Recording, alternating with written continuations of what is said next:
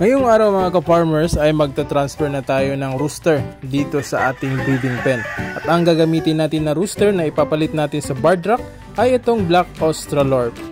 Magsiset up tayo ng breeding ngayon mga ka-farmers dahil maraming naghahanap sa atin dito ng mga sisiw na pangbenta.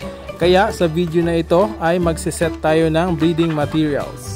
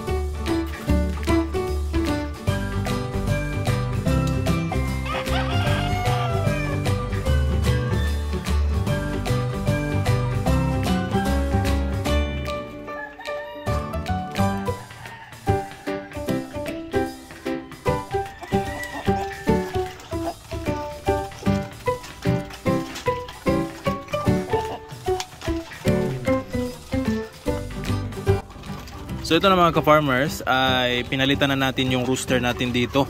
So yan yung Black Australorp natin yung pinalit. So nung una ang nakalagay dito is yung Bardrack na rooster.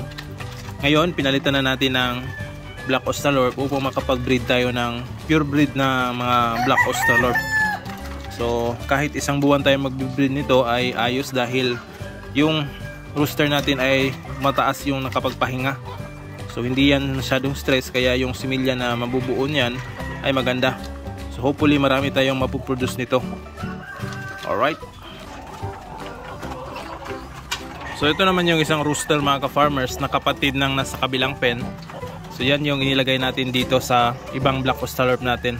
So yung nasa kabilang pen ay medyo may katandaan kumpara dito. Medyo bata pa ito. Mga almost 2 years old pa lang ito. At yung ating rooster ay nasa 7 months pa lang yan. 7 or 8 months. So bagay na bagay talaga mga ka-farmers kapag nagbi-breeding kayo ng mga matatandang inahin, dapat ang ipapares nyo ay yung bata na rooster. So yun yung ideal talaga na gagamitin natin sa pagbi-breeding o mas makakita tayo ng magandang resulta sa magiging anak nila. So kung matanda na yung inahin natin tapos paparisan natin ng matandang rooster, maaaring hindi maganda yung magiging anak nila o resulta, maaaring manghihina. Yung iba naman sakitin dahil yung resistensya nila ay mahina na. Kumpara kung bata yung gagamitin natin, maganda talaga yung magiging resulta. Alright. Ito naman yung mga abuhin natin na manok mga ka-farmers o yung upgraded native chicken. So yung dalawa dito naglilimlim pero walang itlog na nililimliman. So ito, ang itlog nila, araw-araw makakuha ko dito ng 4 o 5 na mga itlog. So sa ngayong panahon mga ka-farmers, medyo malalaki na yung kanilang itlog. So ideal na para incubation ito. So yan no. So maganda yung quality ng eggshell, yung bigat ng itlog maganda na. So nagsisimula na rin ako mangolekta nito para i-incubate. So dahil yung rooster natin, palagi naman ang sinasampahan yung rooster, yung mga inahin natin. Kaya malaki ang chansang mataas yung fertility ng mga itlog na ito. Tapos nagbibigay pa tayo ng supplement sa kanila, yung Egg 1000 para dagdag sa fertility ng mga manok. So yun. So ito, for incubation na ito. Alright. Dito naman sa ating mga Bardrack na inahin, so ang plano ko dito mga ka-farmers ay magpapalabas ako ng ganyan na kulay, abuhin. Pero yung rooster natin na gagamitin, hindi yan. Papalitan natin yan ng ibang rooster. So itong 6 na inahin na Bardrack, gagamit tayo ng abuhin na rooster para makapagpalabas tayo ng ganitong kulay. Ganyan, yung abuhin. So dahil maganda yung magandang tingnan yung abuhin na manok, excuse me po. So dahil napakagandang tingnan yan, so siguro magpo-produce tayo ng mga pailan-ilan na abuhin. So ito, nangingitlog na rin ito. Kaya lang, basag yung isang itlog. Yan o. So meron tayong isang na itlog makukuha dito ngayon. Ito, tapon na natin ito. So yan, malalaki naman yung mga itlog nila. Meron palang isa dito. Ay. So yan, sa lupa pa nangingitlog yung iba. Ito naman yung mga white leghorn natin. Yan, medyo malalaki na yung itlog nila. So maganda na itong ipasok sa incubator o papisain. Pero ito, dahil kapatid nila yung rooster na inilagay natin dito, hindi natin to gagamitin o hindi natin i-incubate yung itlog na ito. Yan, tatanggalin natin ng rooster na yan at papalitan natin ng iba. Hindi white leghorn yung ilalagay natin dito, kundi yung barred rock. So yun. Yan. So yung manok na yon ang ilalagay natin dito para ma-upgrade itong ating mga pure white leghorn.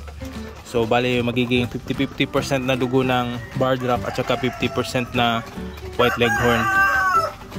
So dahil proven and tested na yung naging resulta ng breeding na yon, ganyan ang magiging kalabasan.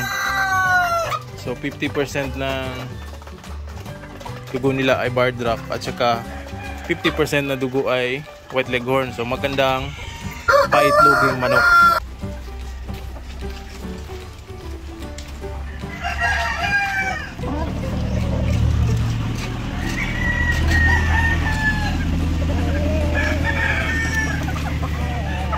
So yan mga ka-farmers, oh. Nangingitlog yung inahin.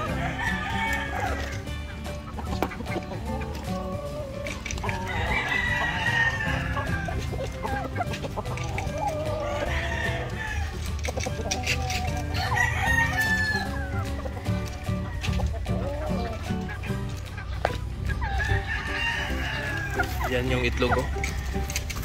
Kukunin na natin. 10 kilo. So ito mga ka-farmers, yung game fowl natin na mga inahin, magkapatid yan. Meron pang isang kapatid ito na sa isang kulungan. So ito yung itlog nila. So araw-araw nangingitlog sila dito lang sa lupa, hindi naman nila tinutuka. So ito ay may similya ito dahil pinapakastahan natin ito ng rooster. So yun yung rooster, oh. So yan yung ginamit natin na rooster para mag-breeding tayo ng game fowl. So hopefully ay mapipisa itong mga itlog na nandito. Ito naman yung ating crosses ng barred rock sa white leghorn mga ka-farmers. 50% ng dugo ay white leghorn at 50% naman ay barred rock. So matatanda na sila, almost 4 years old na itong mga inahin na ito. Pero ngayon nangingitlog pa rin sila. Malakas pa rin silang mangitlog, nandun pa rin yung quality ng itlog. At syempre, eto nagbibigay tayo ng supplement para tuloy-tuloy ang kanilang pangingitlog. Ito naman yung ating mga batang white leghorn mga ka-farmers. Ito ay nangingitlog at sa tulong ng supplement ay patuloy pa rin silang nangingitlog ngayon. Ang supplement na binibigay natin ay yung Egg 1000. Ito ay nakakatulong na ma-improve yung quality ng itlog.